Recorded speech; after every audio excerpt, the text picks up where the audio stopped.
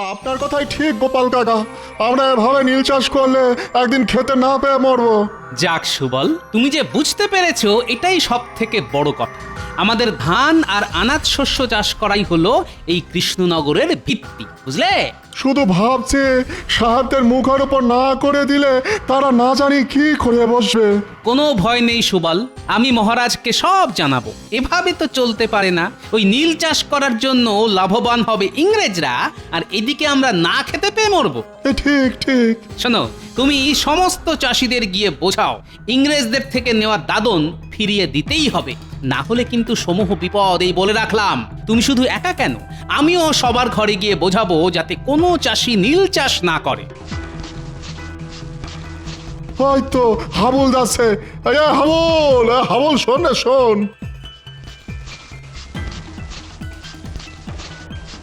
কি ব্যাপার সুবল ভাই, সাত সকালে এখানে দাঁড়িয়ে মাঠে যাওনি? নীল চাষ করতে হবে যে। আচ্ছা, নীল চাষ করলে খাবার শস্য ফলবে কি করে হাবুল? আমাকে একটু বুঝিয়ে দাও তো। আগে গোপালদা, এটা ভেবে দেখিনি গো। শোনো হাবুল, তোমরা যদি এটা না ভাবো তাহলে এটা কে ভাববে বলো দেখি? যদিও আমি ভেবেছি, এটা বুঝতে পারছি আমাদের সামনে সমূহ সর্বনাশ। সত্যি তো, নীল চাষের জন্য আমাদের অত সুন্দর আমন ধান এই মরশুমে যে আর হবে না। ইংরেজদের দেওয়া দাদন ফিরিয়ে দিতে হবে হাবুল। তোমরা সবাই একজোট হও, এটা করতেই হবে। হাবুল, আমরা সবাই মিলে বড় সাহেবের কুটিতে যাই, চলো। সেখানে গিয়ে বলি যে আমরা আজ থেকে নীল চাষ করতে পারবো না, দাদন আমরা ফিরিয়ে দিচ্ছি। আচ্ছা, সাহেব যদি জিজ্ঞাসা করে কেন, তখন কি বলবে? আমরা বলবো এতে আমাদের ক্ষতি, কৃষ্ণনগরের ক্ষতি, আর এই ক্ষতি আমরা মেনে নেব না। সাবাস, এটাই বলতে হবে। তোমরা সবাই মিলে যাও, সাহেব কি বললো এটা আমি তোমাদের থেকে জেনে নিচ্ছি।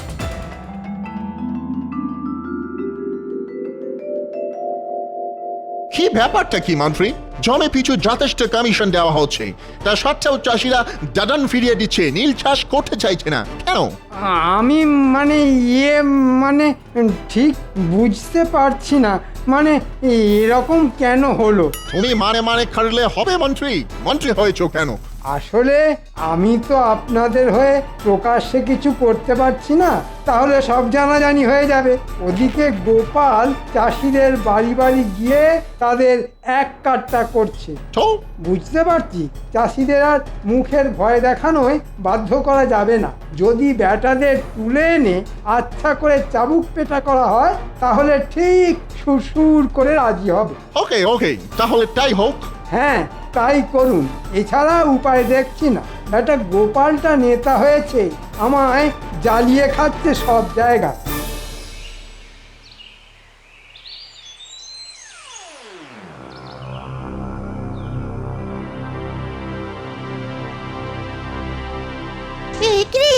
এসব কি দেখছি? এসব কি দেখছি রে? আমাদেরও কি এরকম ধরে নিয়ে যাবে? কিছুই বলা যায় না রে কুটি, আমাদেরও এরকম ভাবে এরা ধরে নিয়ে যেতে পারে। আমার মনে হয় দাদুকে সব জানানো উচিত। ঠিক বলেছিস কুটি, একমাত্র গোপাল দাদুই পারবে কিছু একটা করতে।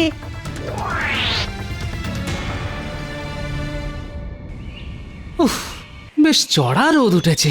বেরোবার সময় ছাতাটা নিতেই ভুলে গেলাম, কিন্তু একবার মনে করিয়ে দিল না। ও গোপাল দাদু, আরে দাঁড়াও দাঁড়াও।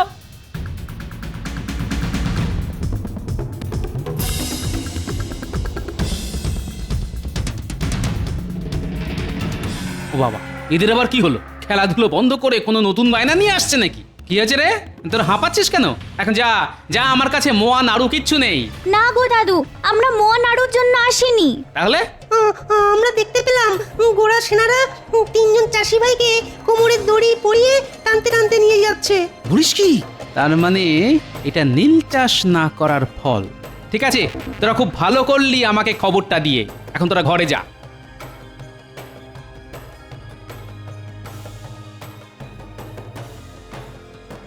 কি ব্যাপার, এত তাবু পড়েছে? তার মানে কি সাহেবরা গোপনে সেনা সমাবেশ করে জুলুম করতে চাইছে? অবশ্য ইতিমধ্যেই জুলুম শুরু হয়ে গেছে। না, নিরীহ কৃষকদের ওপর এই অন্যায় মেনে নেওয়া যায় না। তাড়াতাড়ি রাজসভায় গিয়ে মহারাজকে জানাতে হবে।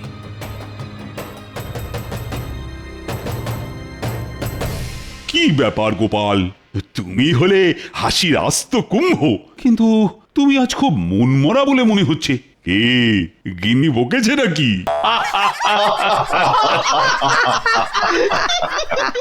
না মহারাজ, একটা গুরুতর কারণে আমি বিশেষ চিন্তিত। কেন গোপাল?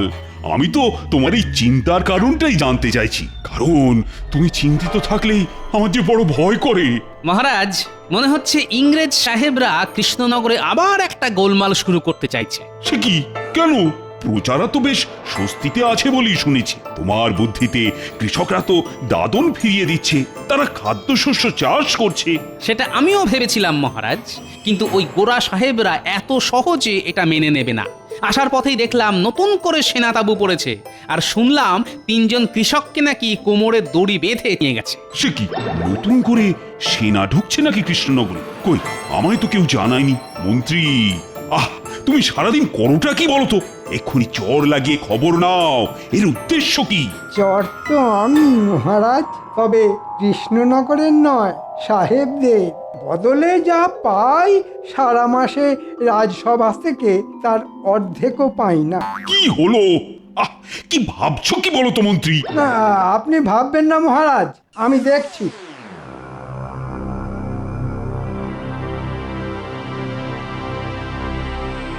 কি ব্যাপার?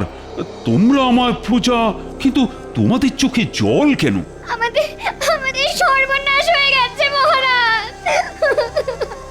আপনি কিছু করুন মহারাজ। আজ সকালে আমাদের 3 জনের স্বামীকে সাহেবদের সৈন্যরা ধরে নিয়ে গেছে।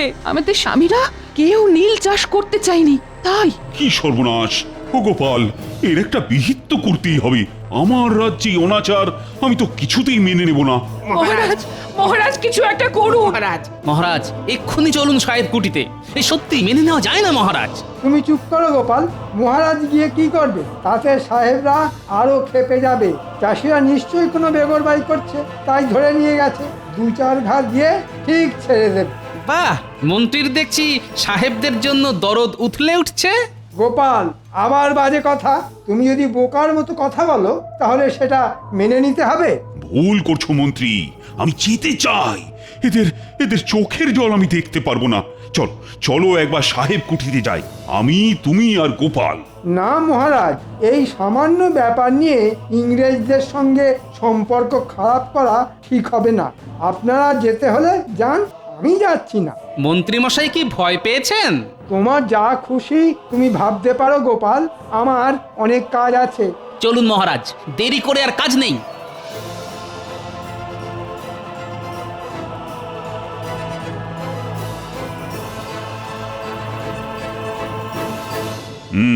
আমি জানতে চাইছি এই 3 জন চাষিকে এভাবে ধরে আনার কি কারণ? মাই গড, আপনি এটাও জানেন না? ওরা দাদন নেওয়ার সাথেও নীল চাষ খাইতে চাইছিল না, তাই ভাবিলাম ওদের চাপকে সিধে না খাইলে শিক্ষা হইবে না। কিন্তু সাহেব, এটা ঠিক হয়েছিল যে চাষিরা দাদন ফিরিয়ে দেবে, তারা নীল চাষ করবে না। দাদন আপনারা জোর করে দিয়েছিলেন, ওরা স্বেচ্ছায় নেয়নি। আমরা একটু কম বুঝি। দাদন যখন একবার নিয়েছে তখন ওদের খাদিতেই হইবে, নইলে মরিতেই হইবে। তাছাড়া দেশ থেকে বড়লাট আসিতেছেন, তিনি আসার আগে জমিটা নীল চাষ শুরু করিতে হইবে। সেই জন্য সেনা সমাবেশ শুরু হইয়াছে। এবার যদি আপনারা বাধা দেন তাহলে জানিয়া রাখুন, আমি আপনাদের ছাড়িয়া দিব না। হ্যাঁ, তাহলে শুনে রাখো সাহেব, আমিও বলে যাচ্ছি, প্রাণ দিতে হলে দেব, তবু কৃষ্ণনগরে নীল চাষ হতে দেব না।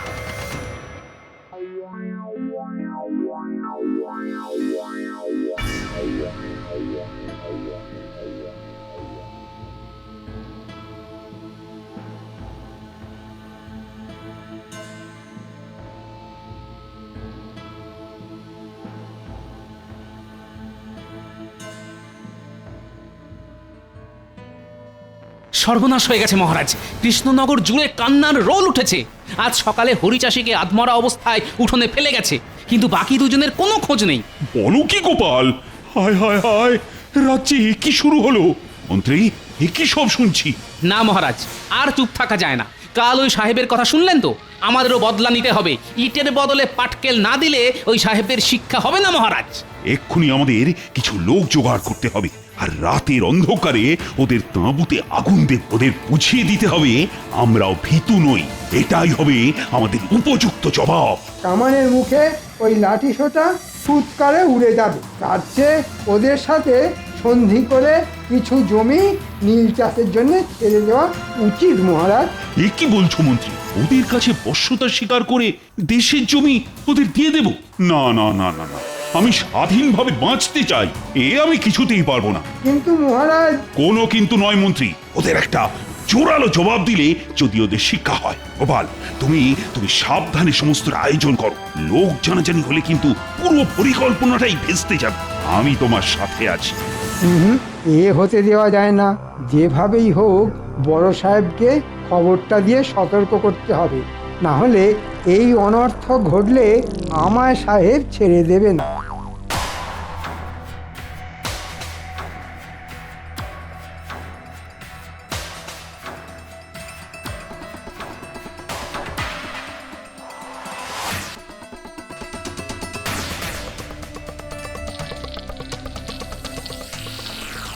কি আশ্চর্য, কোথাও কোনো শব্দ আর্তচিৎকার শুনতে পাচ্ছি না কেন? হলোটা কি?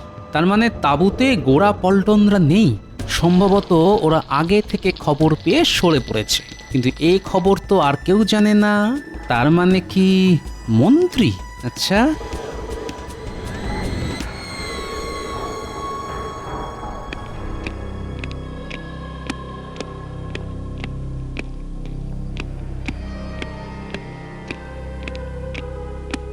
কাল তোমার লোকজন সেনা ছাউনিতে আগুন লাগিয়ে আমাদের সমস্ত সেনাকে পুড়িয়ে মারার প্ল্যান করেছিল।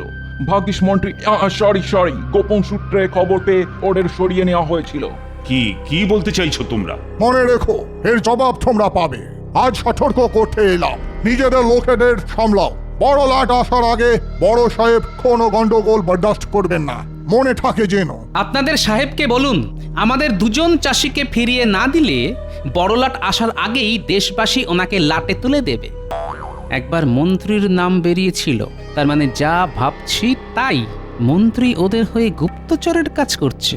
ওকে, তাহলে এটাই তোমার শেষ কথা? হ্যাঁ হ্যাঁ, এটাই শেষ কথা। গোপাল বোধ হয় সন্দেহ করছে। না, এবার একটু কথা ঘোরাতে হবে। দেখলেন মহারাজ, গোপালের বুদ্ধিতে কি করতে কি হলো। এখন বুঝুন ঠেলা। জানেন তো মন্ত্রী মশাই, এই ঠেলার নাম বাবাজি। না মহারাজ, এখন থেকে একটু চোখ কান খোলা রাখতে হবে। শয়তান আমাদের মধ্যেই আছে।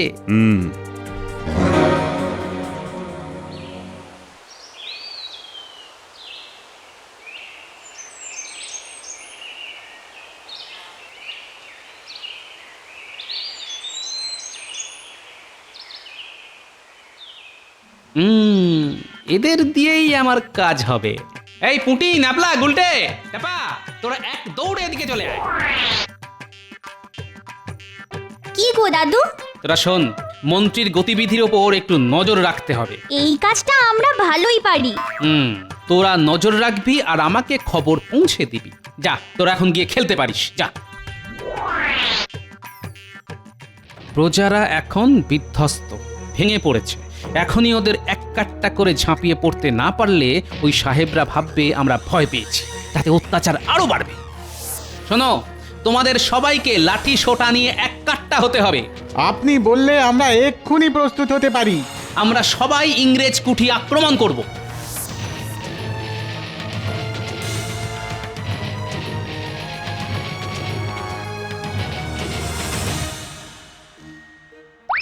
Oh God, strange! কি করা উচিত? আমাকে ছেড়ে দাও।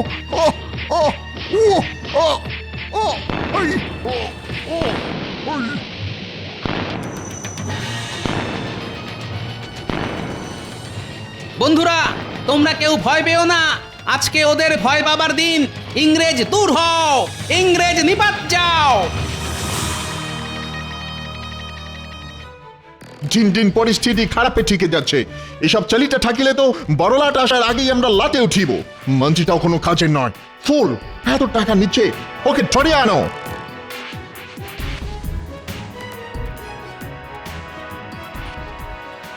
আরে আরে, মন্ত্রী মশাই এদিকেই আসছে না?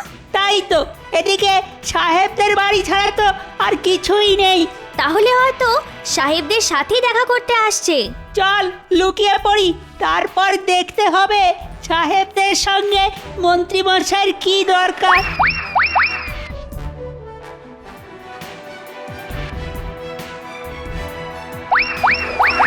নীলছাস তো লাঠে উঠিল, তোমার বুদ্ধিতে কৃষক পেটাইতে গিয়ে ঝামেলা বাড়িল। কিন্তু আমি পিটিয়ে সিধে করে নীল চাষে রাজি করাতে বলেছিলাম, আপনারা তো পিটিয়ে আধমরা করে দিলেন। এখন তো আমাকেও সন্দেহ করছে গোপাল। গোপালের নেতৃত্বে গ্রামবাসীরা একের পর এক আন্দোলন আক্রমণ চালাইতেছে।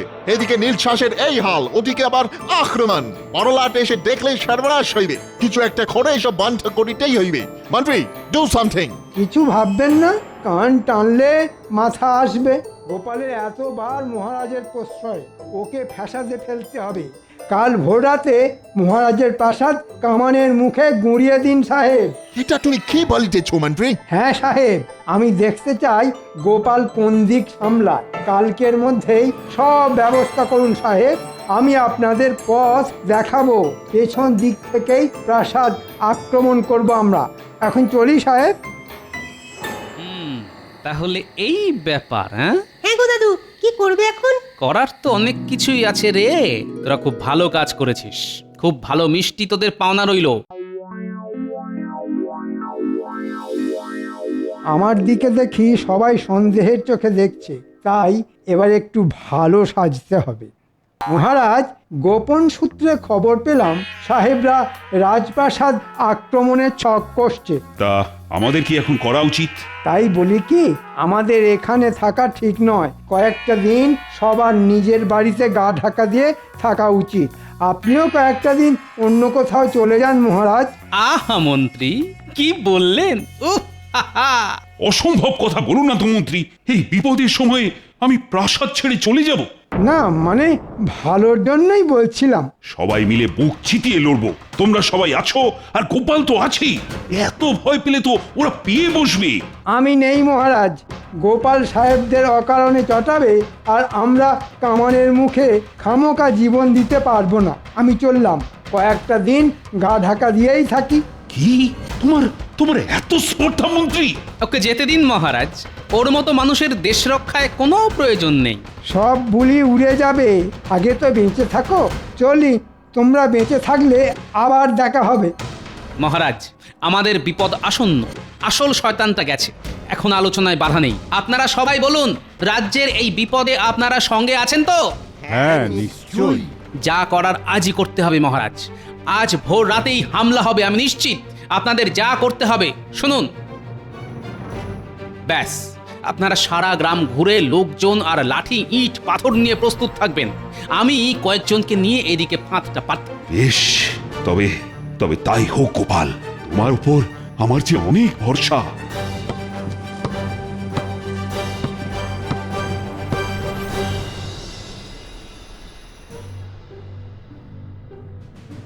সাহেব, এবার যেতে হবে, এটাই উপযুক্ত সময়।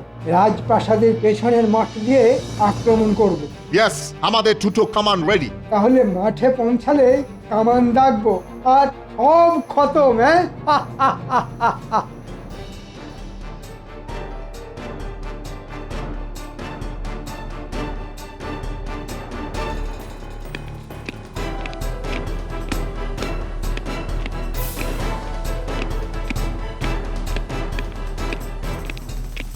মহারাজ দেখছেন? বিলক্ষণ। এখন উপায়? চিন্তা করবেন না মহারাজ, দেখুন।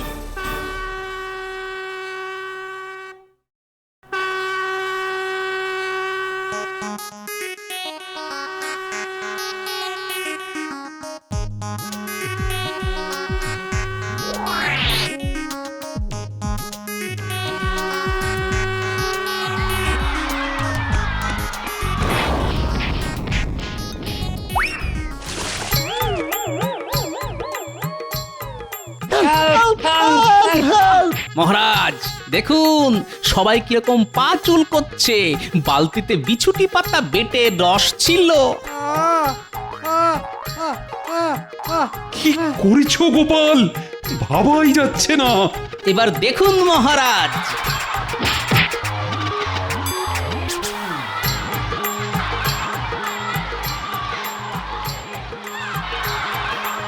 সেনাপতি আগে মহারাজ, এদের সবাইকে বেঁধে বন্দি করো। ও আমাকে বাঁচাও, ওরে বাবা, আমাকে আমাকে ছেড়ে দাও গোপাল। এ কি? কে কে এটা? মহারাজ, ইনি হলেন আমাদের রাজ্যের শুভাকাঙ্ক্ষী মন্ত্রী মশাই। আজই ওকে শেষ করব।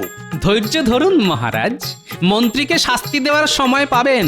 আগে সব কটাকে বেঁধে নিয়ে চলুন ওই সাহেব কুঠিতে। আমাদের দুইজন চাষি এখনো ওখানে বন্দী। মন্ত্রী, দেখাও চাষিদের কোথায় লুকিয়ে রাখা হয়েছে।